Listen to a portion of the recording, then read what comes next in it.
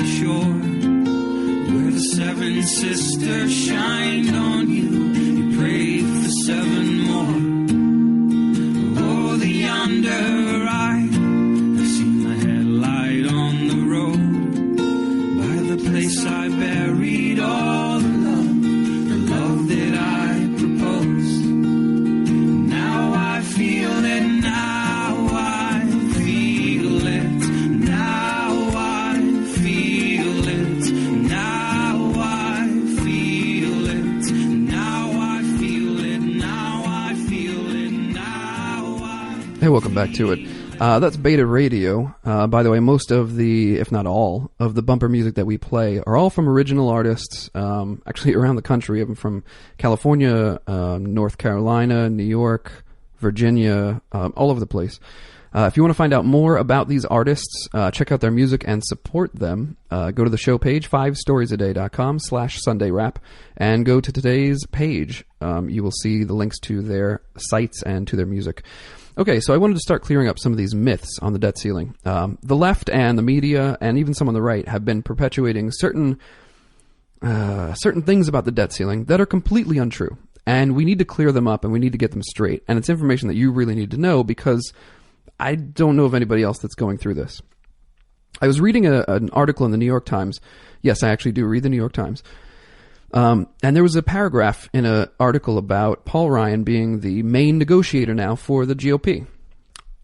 This exemplifies the left media. Here's this paragraph. Now, the impasse that has shuttered much of the government and steered the nation toward a default has offered the Wisconsin congressman a new opening to reassert himself. Just listen to that one sentence. The impasse that has shuttered much of the government. Much of the government isn't 28% of the employees. Much of the government isn't 17% of funding. Because that's what the shutdown, as I call on my site, the slim down, that is what it is. It is 28% of federal employees that have been furloughed. It is 17% drop in federal spending. That's what the shutdown actually is. Does that sound like it's much of the government? No. No, not really. Complete lie. And then steered the nation toward a default. I'll take that on. That's actually myth number 3. But I just want to point that out. And this will come to play later on in the show. But this is the left media. This is what you get if you just read this media. You get, well, lies. So I want to go through these myths. Myth number 1 is about Congress just paying its bills. That's all this debt ceiling is about. It's just Congress paying its bills. Clip number 2. They also have to vote within the next couple of weeks to allow the Treasury to pay the bills for the money that Congress has already spent. I want to repeat, raising the debt ceiling is simply authorizing the Treasury to pay for what Congress has already authorized. It's just, we're just raising it so Congress can pay the bills they already authorized. You guys already spent all this money, damn you, and now we have to pay for it. There's a really interesting thing. There's a really interesting thing about bills. And you may know this. I mean, it is fairly common knowledge. I would expect the president to know this, although I wouldn't expect him to admit to it. When Congress passes a bill, no matter whether it is a day honoring pogo stick riders, or whether it is a major budgetary item. When Congress passes a bill, it has to go somewhere before it can actually become law. Now, where does it go? I can't remember. Oh, right. Oh, it has to go to the president, who then has to sign the bill, and then it becomes law. You see, Congress can't pass spending by itself. Congress passes spending. Both the House and the Senate pass the spending. They send it to the president. And then the president signs it. So when he's railing about Congress spending all this money, it's just paying for the bills that Congress racked up. You're also the one who racked them up, considering you signed the legislation. So that's on you too, buddy boy. It's not just Congress that can pass any bill. No one branch of government can pass a bill. Has to be two branches. That's myth number 1. Not a huge one, but I want to clear it up. Myth number 2, a little bit bigger. Clip number 3. You have never seen in the history of the United States the debt ceiling or the threat of not raising the debt ceiling being used to extort a president or a governing party and trying to force issues that have nothing to do with the budget and have nothing to do with the debt. Completely untrue. Absolutely, completely untrue. In fact, this is so untrue that the Washington Post fact checker, which is not known as a right-wing organization, the Washington Post is a fairly left-leaning newspaper. The Washington Post did a fact check on that statement. This is what they concluded. I'm not going to read the whole thing because it's fairly long. This is what they concluded. Clearly, Obama's sweeping statement does not stand up to scrutiny, even with his caveat. Time and again, lawmakers have used the must-pass nature of the debt limit to force changes in unrelated laws. Often, the effort fails, as the GOP drive to repeal Obamacare almost certainly will. Well, thanks for the opinion. Don't need it. But Kowalski and Leloop, I don't know who those people are, speculate that one reason why Congress has not eliminated the debt limit, despite the political problems it poses, is because lawmakers enjoy the leverage it provides against the executive branch. Duh. That is the legislative branch's leverage over the executive, because they control the power of the purse. That is how the Constitution is set up. So what did the Washington Post rate this statement that the president made? 4 Pinocchios.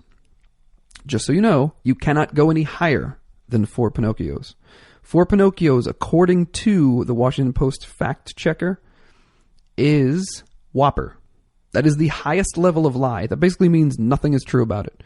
The statement that President Obama said, that nobody has used the debt limit to extort the executive branch, it is a complete and utter lie. 100%. That's myth number 2.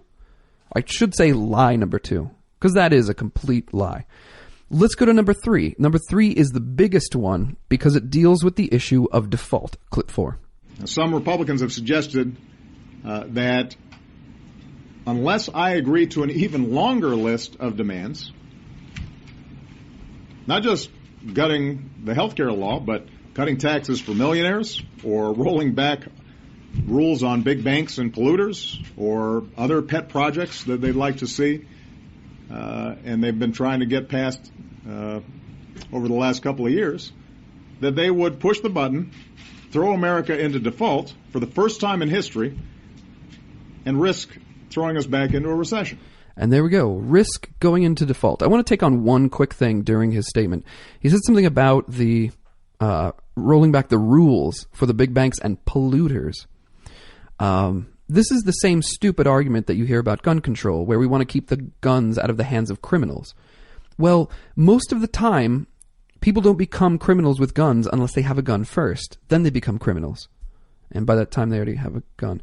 Anyway, the rules that you apply for polluters, those are EPA regulations and rules. Those regulations do not apply to just polluters. Those regulations and rules apply to everyone, and it's meant to stop polluters. To say that they only apply to polluters is just completely wrong. That's completely aside from the debt. It's just something that annoys me because he lies so very much. So let's get back to the default. He's saying that if Congress does not pass a debt ceiling increase, that we run the risk of default. 100% absolutely false. As I mentioned on the show a couple weeks ago, when the debt ceiling is not increased, it doesn't mean we default on anything. It means at that point, we have to only spend what we take in. We take in about 60% of the government spending. That's what we take in. We run huge deficits. We will still take in that 60%. It is now the Treasury Department and the President. It is up to them to decide how you spend that 60%. So if we did not pay our interest on the national debt, it would be the fault of the President and the Treasury Department, both under the executive branch. It's absolutely, absolutely false. Second reason, the interest on the debt is about 10% or so of the money we take in. We have plenty of money to service the debt. In fact, Moody's even said that that's crazy. It doesn't make any sense. It's completely wrong. They said, quote, we believe the government would continue to pay interest and we believe the government would continue to pay interest and principal on its debt even in the event that the debt limit is not raised, leaving its creditworthiness intact. The debt limit restricts government expenditures to the amount of its incoming revenues. It does not prohibit the government from servicing its debt. There is no direct connection between the debt limit and a default. That is absolutely 100% correct. Raising the debt limit does not incur a default. It would have to be the choice of the president to purposefully default. Please remember that. And now, one last thing before we go. I have heard the Democrats use the 14th Amendment as a reason why the president may raise the debt ceiling unilaterally. It's not the case. That's a very, very huge stretch for the 14th Amendment. But I would like to read the 14th Amendment and apply it in a different way. The 14th Amendment, Section 4 of that amendment says this: the validity of the public debt of the United States authorized by law, including debts incurred for payments of pensions and bounties for services in suppressing insurrections or rebellion, shall not be questioned. In essence, the validity of the public debt of the United States shall not be questioned. Were we to not raise the debt ceiling, and we bumped up against it, and we couldn't issue any more debt, were that the case, I believe the 14th Amendment, Section 4, what I just read to you, would constitutionally prohibit the president from not paying our interest on the debt. The 14th Amendment would force him to absolutely pay the interest on the debt to service our debt because, as the 14th Amendment states, the validity of the public debt of the United States shall not be questioned. So if the president and the Treasury Department decided, hey, we're not going to pay for the interest on the debt and we're going to default, which would be their choice, that would be unconstitutional because then the validity of the public debt of the United States would be questioned. That would be unconstitutional. So not only do we have the money to do it, it would be unconstitutional, I think, to not pay the interest on the debt and to go into a default. So the threats of default from the president, from media, and even a lot of Republicans who are repeating this stupid line are absolutely untrue. Absolutely untrue. All three of those myths. Congress can't pay bills on it. Congress can't create bills on its own. They can't pass anything on their own. The debt ceiling has been used over and over and over and over again as what the president likes to call extortion on things completely unrelated to the debt ceiling. And the last one, the default, is not even in question. There's no way we would default. You can't. It's unconstitutional. But yet every single one of those myths, every single one of those lies, rampant in all of these conversations and all the media stories that you hear. Now we've corrected them. And now I hope you pass along that information and correct them yourself.